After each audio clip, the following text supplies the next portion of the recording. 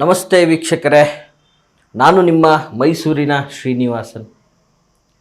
ಸಾಮಾನ್ಯವಾಗಿ ಇವತ್ತಿನ ದಿನ ಎಷ್ಟೋ ದಂಪತಿಗಳಲ್ಲಿ ಒಂದು ಕೊರಗು ಕಾಣ್ತಾ ಇದೆ. ಏನಪ್ಪ ಆ ಕೊರಗು ಅಂತಂದರೆ, ವಿವಾಹವಾದರೂ ಸಹ 3 ವರ್ಷ ಆಯಿತು, 6 ವರ್ಷ ಆಯಿತು, 10 ವರ್ಷ ಕಳೆದರೂ ಸಹ ಸಂತಾನ ಅನ್ನೋದಾಗ್ತಾ ಇಲ್ಲ. ಪಾಪ ಒಂದು ಹೆಣ್ಮಗಳು ಸಂತಾನಕ್ಕಾಗಿ ಕೊರಗ್ತಾ ಇದೆ. ಈ ಕಡೆ ಕುಟುಂಬದ ವ್ಯವಸ್ಥೆ ವಂಶಾಭಿವೃದ್ಧಿ ಆಗಬೇಕು, ವಂಶೋದ್ಧಾರಕ ಬೇಕು, ಅಥವಾ ಮನೆಯಲ್ಲಿ ಒಂದು ಮಕ್ಕಳಿರಬೇಕು, ಮನೆ ತುಂಬ ಮಕ್ಕಳಿರಬೇಕನ್ನುವಂತಹ ಗಾದೆನೇ ಇದೆ. ಹಾಗೆ ಈ ಮಕ್ಕಳು ಆಗ್ತಾ ಇಲ್ಲವಂತಹ ಕೊರಗು ಬಹಳ ಕಾಡ್ತಾ ಇರುವಂಥದ್ದು ಸಾಮಾನ್ಯವಾಗಿ ಇವತ್ತಿನ ದಿನಗಳಲ್ಲಿ ನೋಡ್ತಾ ಇದ್ದೀವಿ. ಸೊ ಆ ಕೊರಗು ಇಲ್ಲ ಅಂತಂದದಾದರೆ ಇವತ್ತೊಂದು ದಿನ ನೋಡಿ, ಎಲ್ಲ ನೋಡಿದ್ರು ಒಂಥರ ನಾಯಿ ಕೊಡೆಯ ರೀತಿಯಲ್ಲಿ ಈ ಕಾಂಗ್ರೂ ಕೇರ್ಗಳು, ಕೃತಕ ಗರ್ಭಧಾರಣೆ ಆಗ್ತಾ ಇರುವಂಥದ್ದು, ಈ ರೀತಿ ಫೆರ್ಟಿಲಿಟಿ ಆಸ್ಪತ್ರೆಗಳು ತುಂಬಾ ಹೆಜ್ಜೆಗೂ ಒಂದೊಂದು ಹೆಚ್ಚಾಗ್ತಾ ಇರುವಂಥದ್ದು. ಸಾಮಾನ್ಯವಾಗಿ ನೋಡಿ, ಇವತ್ತು ಸಂತಾನ ಅನ್ನುವಂಥದ್ದು ಪೂರ್ವ ನಿಯೋಜಿತ ಕರ್ಮ ಆಯಿತಾ. ಸಾಮಾನ್ಯವಾಗಿ ಸಂತಾನ ನೀವು ಮಾಡಿರ್ತಕ್ಕಂತಹ ಪೂರ್ವ ಪುಣ್ಯ ಫಲದಿಂದ ಸಂತಾನ ಆಗುವಂಥದ್ದು, ದೈವ ಕರುಣೆ ಅಂತ ಹೇಳ್ತೀವಿ, ದೈವಿಕ ಫಲ ಅಂತ ಹೇಳ್ತೀವಿ. ಸೊ ಹೀಗೆ ಕೆಲವರಿಗೆ ಕೇಳ್ದೇ ಬೇಕಾದಷ್ಟು ಆಗ್ತಾ ಇರ್ತದೆ. ಇನ್ನೂ ಒಂದಷ್ಟು ಜನಗಳಿಗೆ ಪಾಪ ಡಾಕ್ಟ್ರಿಗೆ ತೋರಿಸ್ತಾರೆ, ಏನೂ ಪ್ರಾಬ್ಲಮ್ ಇಲ್ಲ ಅಂದರೂ ಕೂಡ ಮಕ್ಕಳಾಗ್ತಾ ಇರಲ್ಲ. ಮತ್ತು ಅವ್ರ ಮನೆ ದೇವರು, ಕಂಡ ದೇವರು, ಜನ ಏನು ಹೇಳ್ತಾರೆ ಆ ಥರ ಎಲ್ಲ ಥರ ವ್ರತ ಜಪ ತಪ ಎಲ್ಲವನ್ನೂ ಮಾಡ್ತಾ ಇರ್ತಾರೆ. ಆದರೂ ಸಹ ಅವ್ರಿಗೆ ಸಂತಾನ ಅಂತಕ್ಕಂಥದ್ದೇ ಆಗ್ತಾ ಇರಲ್ಲ. ಜೊತೆಗೆ ನೋಡಿ, ಇವತ್ತಿನ ಆಧುನಿಕ ಜೀವನದಲ್ಲಿ ಎಲ್ಲ ಬ್ಯುಸಿ ಶೆಡ್ಯೂಲು. ಇವತ್ತು ಬೆಳಗ್ಗೆ ಎದ್ದು ಉದ್ಯೋಗಕ್ಕೆ ಹೋಗಬೇಕು, ಗಂಡನೂ ಒಂದು ಕಡೆ ಉದ್ಯೋಗ ಮಾಡ್ತಾ ಇರ್ತಾನೆ, ಹೆಂಡ್ತಿನೂ ಒಂದು ಕಡೆ ಉದ್ಯೋಗ ಮಾಡ್ತಾ ಇರ್ತಾನೆ. ಈ ಥರ ಒಂದು ಬ್ಯುಸಿ ಶೆಡ್ಯೂಲಲ್ಲಿ ಸೊ ಇವ್ರದ್ದು ನಾನಾ ಥರದ ಗೊಂದಲ ಟೆನ್ಷನ್ಗಳಿಂದನೂ ಸಹ ಇವ್ರಿಗೆ ಸಂತಾನಕ್ಕೆ ಮಾಡ್ಕೊಂಡ್ರಾಯ್ತು ಬಿಟ್ರಾಯ್ತು ಅಂದರೆ ಇವೆಲ್ಲ ಒಂದು ಸ್ವಯಂಕೃತ ಅಪರಾಧ ಅಂತ ಹೇಳ್ಬೋದು.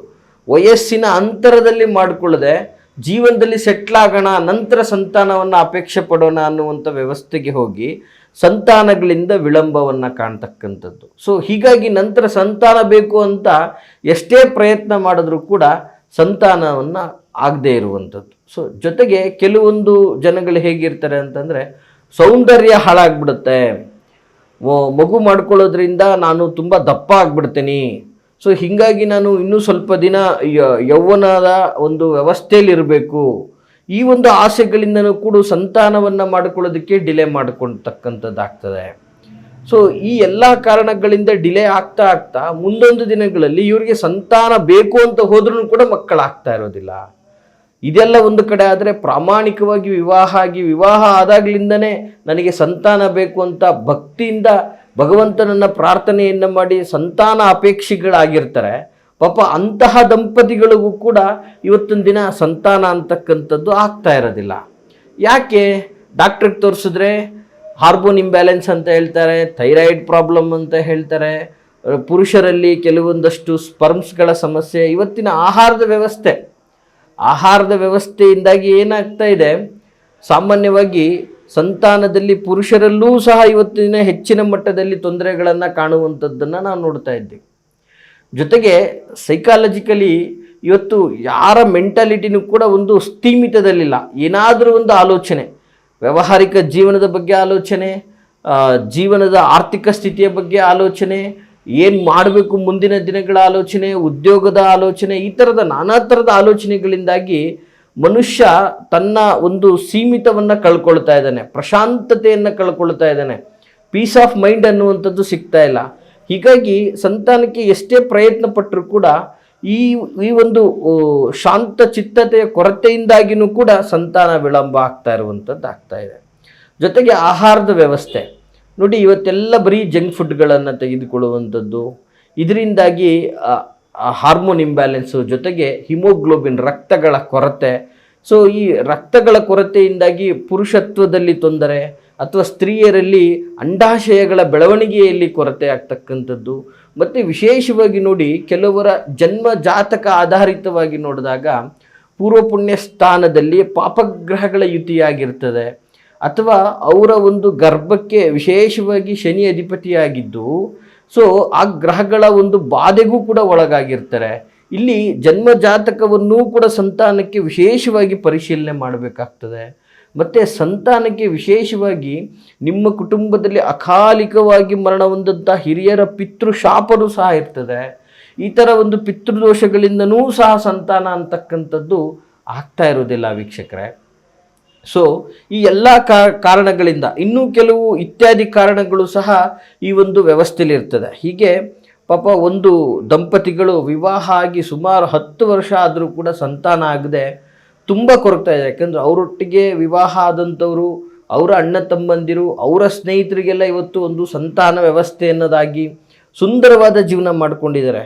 ಭಗವಂತ ಅವ್ರಿಗೆ ಎಲ್ಲವನ್ನೂ ಕೊಟ್ಟಿದ್ದರೂ ಕೂಡ ಸಂತಾನದಲ್ಲಿ ಇವತ್ತು ಕೊರಗನ್ನು ಸೃಷ್ಟಿ ಮಾಡಿ ಅವರು ಅವರ ಮಕ್ಕಳೊಟ್ಟಿಗೆ ಆಡುವಂತಹ ಒಂದು ಉಲ್ಲಾಸದ ಕ್ಷಣ, ಪಾಪ ಅವರ ತಂದೆ ತಾಯಿಯರಿಗೆ ಮೊಮ್ಮಕ್ಕಳನ್ನು ನೋಡುವಂತಹ ಭಾಗ್ಯನೇ ಇಲ್ಲ, ಯಾಕೆಂದರೆ ಒಬ್ಬನೇ ಮಗ. ಸೊ ಇಂತಹ ವ್ಯವಸ್ಥೆಯಿಂದ ಬಂದು ಕೊರಗಿ ನಮ್ಮ ಹತ್ರ ಗೋಳಾಡಿರ್ತಕ್ಕಂತಹ ವಿಚಾರಗಳನ್ನು ನಾವು ನೋಡಿದ್ದೀವಿ. ಇಂತಹ ಸಂದರ್ಭದಲ್ಲಿ ಸಂತಾನನೇ ಆಗ್ತಾ ಇಲ್ಲ, ಏನೇ ಪ್ರಯತ್ನ ಮಾಡಿದ್ರೂ ಆಗ್ತಾ ಇಲ್ಲ ಅನ್ನುವಂತಹ ವಿಚಾರಕ್ಕೆ ಬಂದಾಗ ಏನು ಮಾಡ್ಬೋದು? ದೈವಿಕವಾಗಿ ಬಹಳ ಸರಳ ಆದರೆ ಸರಳವಾದಂತಹ ಪರಿಹಾರಗಳಿದೆ ನೋಡಿ ವೀಕ್ಷಕರೇ. ಈ ಮಂತ್ರಗಳಿಂದ ಪರಿಹಾರ ಆಗದೇ ಇರುವಂತಹ ಸಮಸ್ಯೆಗಳೇ ಇಲ್ಲ. ಆದರೆ ಆ ಮಂತ್ರಗಳನ್ನು ಸ್ಪಷ್ಟವಾಗಿ ಉಚ್ಚಾರ ಮಾಡಿಕೊಂಡು ಭಕ್ತಿಯಿಂದ ಅದರ ಒಂದು ಕ್ರಮವನ್ನು ಅನುಸಾರ ಮಾಡಿದ್ದೆ ಆದರೆ ಖಂಡಿತವಾಗಿಯೂ ಸಂತಾನ ಪ್ರಾಪ್ತಿಯಾಗ್ತದೆ ಅಂತ ಹೇಳ್ಬೋದು, ಅದರಲ್ಲಿ ತಪ್ಪಿಲ್ಲ, ಆಯಿತಾ.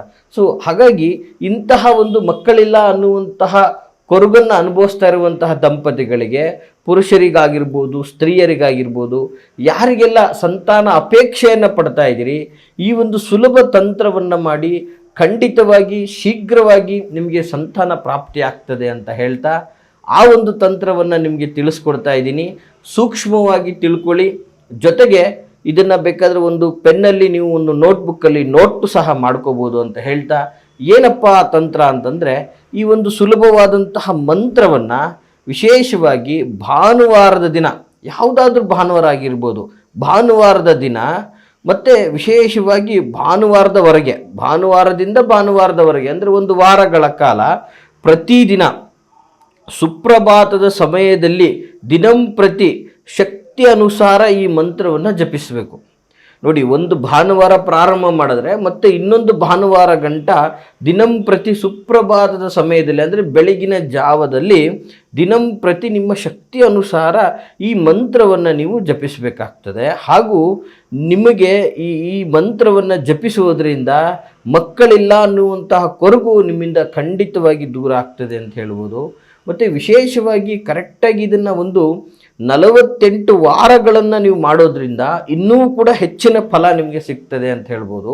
ಅದರಲ್ಲೂ ಒಂದು ವಿಶೇಷ ವಿಚಾರ ಏನಂತಂದರೆ, ಈ ಮಂತ್ರವನ್ನು ಭಾನುವಾರದ ದಿನ ಮೂಲಾ ನಕ್ಷತ್ರ ನೋಡಿ, ವಿಶೇಷವಾಗಿ 27 ನಕ್ಷತ್ರಗಳಲ್ಲಿ ಪ್ರತಿದಿನವೂ ಕೂಡ ಒಂದೊಂದು ನಕ್ಷತ್ರಗಳು ಬರ್ತಾ ಹೋಗ್ತದೆ. ಹೀಗೆ ಭಾನುವಾರದ ದಿನ ಮೂಲಾ ನಕ್ಷತ್ರ ಬಂದಿದ್ದನ್ನು ನೋಟ್ ಮಾಡ್ಕೊಂಬಿಟ್ರೆ ಆ ದಿನದಿಂದ ನೀವು ಪ್ರಾರಂಭ ಮಾಡಿದ್ರೆ ನಿಮಗೆ ಇನ್ನೂ ಅತ್ಯುತ್ತಮವಾದಂತಹ ಫಲ, ಶ್ರೇಷ್ಠ ಫಲ ಅಂತಲೂ ಸಹ ಹೇಳ್ಬೋದು.